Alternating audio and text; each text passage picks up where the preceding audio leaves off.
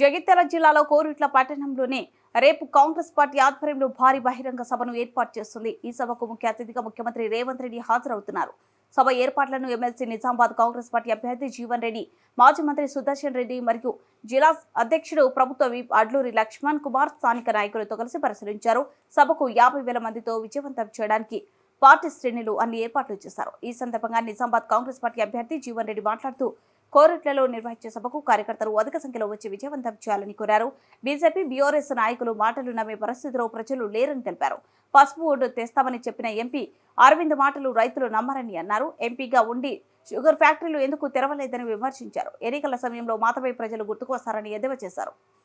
సంవత్సరాలు ఏదైతుందో విలాసవంతమైన జీవితాన్ని గడిపి ఇంతవరకు చెప్పంటున్నా నువ్వు కేంద్ర ప్రభుత్వం ఏదైతుందో సిక్ ఇండస్ట్రీస్ కాయిలా పడ్డ పరిశ్రమలను పునఃప్రారంభం చేసే అవకాశం కేంద్ర ప్రభుత్వానికి ఉన్నది.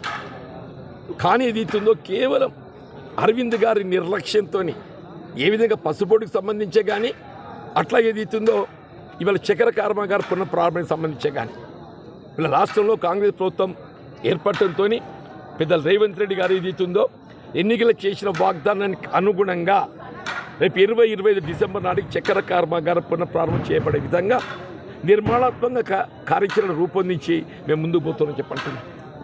ఇలా జగిత్యాల జిల్లా రూపుదిద్దుకున్నది. జగిత్యాల ఇది ఒక పాస్పోర్ట్ కార్యాలయం. ఈ ప్రాంతాలకు వెళ్ళి విదేశాలకు మస్కట్, దుబాయ్, గల్ఫ్కి ఏదైతుందో ఉపాధి పోతుంటారా. ఆడ మిత్రులు మధుయాషి గారు ఏదైతుందో వారు పార్లమెంట్ సభ్యుడిగా ఉన్ననాడు నిజామాబాద్ కేంద్రంగా పాస్పోర్ట్ కార్యాలయాన్ని ఏర్పాటు చేసిందని చెప్పంటున్నాను. జగిత్యాల జిల్లా కేంద్రం ఏర్పడి 8 సంవత్సరాలు గడుస్తుందని చెప్పంటున్నా. పాస్పోర్ట్ కార్యాలయం ఏర్పాటు చేయాలనేటువంటి ఒక ఆలోచన లేదు చెప్పంటున్నాం.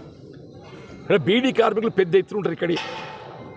ఆ బీడీ కార్మికులకు ఏదైతుందో ఈపీఎఫ్ ప్రావిడెంట్ ఫండ్ కార్యాలయం ఏర్పాటు చేయడం కనీస ఒక పార్లమెంట్ సభ్యుడి కర్తవ్యం చెప్పంటున్నా. వీళ్ళ ఈపీఎఫ్ కార్యాలయం లేదు, ఈఎస్ఐ ఆసుపత్రి లేదు, బీడీ కార్మికుల సంక్షేమార్థం ఏదైతుందో కనీసం వాళ్ళ పెన్షన్ కానీ వాళ్ళు ఏ విధంగా ఆదుకోవడం అనేటువంటి ఆలోచన లేదు. వీళ్ళ గల్ఫ్ కార్మికులు అని చెప్పంటున్నాను నేను. అటు ఉమ్మడి రాష్ట్రంలో ఏదైతున్నదో కాంగ్రెస్ ప్రభుత్వం అధికారులు ఉన్ననాడు ఎప్పుడైనా ఒక గల్ఫ్ కార్మికుడు అకాల మరణానికి గురైనట్టయితే 1,00,000 రూపాయలు ఆర్థిక సాయం చేయడం జరిగిందని చెప్పంటున్నాం.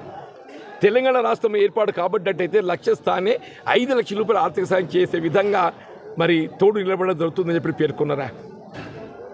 ఇటు కేంద్ర ప్రభుత్వమే కానీ అటు రాష్ట్ర ప్రభుత్వం కానీ 2 ప్రభుత్వాలు చెప్పంటున్నా. Neither of the government. మిత్రులు అరవింద్ గారు ఇలా మాట్లాడుతున్నారు కదనే, గల్ఫ్ కార్మికులు ఇవాళ ఏది అకాల మరణానికి గురైనట్టయితే నీ కేంద్ర ప్రభుత్వం బాధ్యత లేదానే. వాళ్ళు ఏదైతే చెమటోడ్చి ఆర్జించిన సంపాదన ఏదైతుందో నువ్వు స్వదేశాన్ని పంపిస్తుండ్రు. నీ విదేశీ మార్గద్రవ్యం సమకూరుతుందని చెప్పంటున్నాను నేను. ఆ విదేశీ మార్గద్రవ్యంతో ఏదైతే కేంద్ర ప్రభుత్వం ఆర్థికంగా ఏదైతుందో నువ్వు బలోపేతమవుతున్నావు.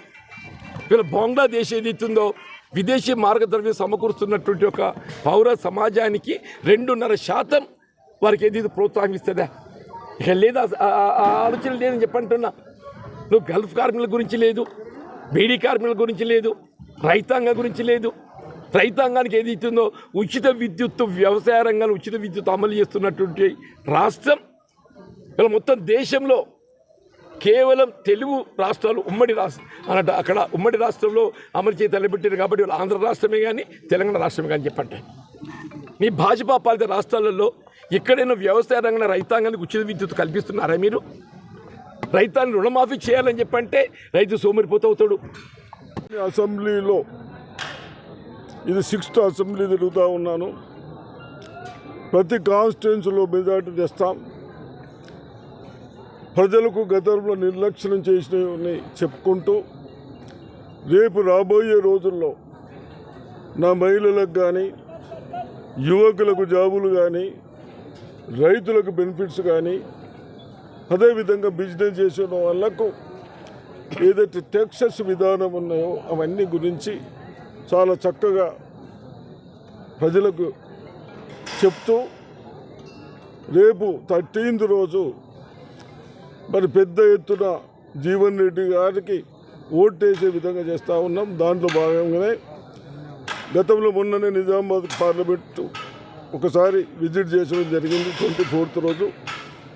అదేవిధంగా రేపు మన కొరట్ల జగిత్యాలకు వస్తూ ఉన్నారు కాబట్టి నా కొరట్ల జగిత్యాల అక్కలు చెల్లెళ్లకు రైతులకు యువకులకు ముఖ్యమంత్రి గారు వీళ్ళందరూ పనికిరాని మాటలు చెప్పి మోడీ గారు మన ప్రైమ్ మినిస్టర్ అయితేనేమి ఇంకా పోయిన ముఖ్యమంత్రి గారు అయితేనేమి చదువుకున్న విద్యార్థులని చాలని కుటుంబాలు ఎన్నో ఉన్నాయి. మనం ఎందుకు చదివిస్తున్నాము? కనీసం ఉద్యోగాలు వస్తే ఆ కుటుంబాలను పోషించుకునే విధానాల కొరకు చదివిస్తూ ఉన్నాం. పెద్దలు రాష్ట్ర ముఖ్యమంత్రి వర్యులు పెద్దలు రేవంత్ రెడ్డి గారు, శాసనమండలి సభ్యులు గౌరవనీయులు నిజామాబాద్ పార్లమెంట్ అభ్యర్థి పెద్దలు జీవన్ రెడ్డి గారి యొక్క గెలుపు కోసం గౌరవనీయులు మాజీ మంత్రివర్యులు బోధన శాసనసభ్యులు సుదర్శన్ రెడ్డి గారి యొక్క నేతృత్వం లోపల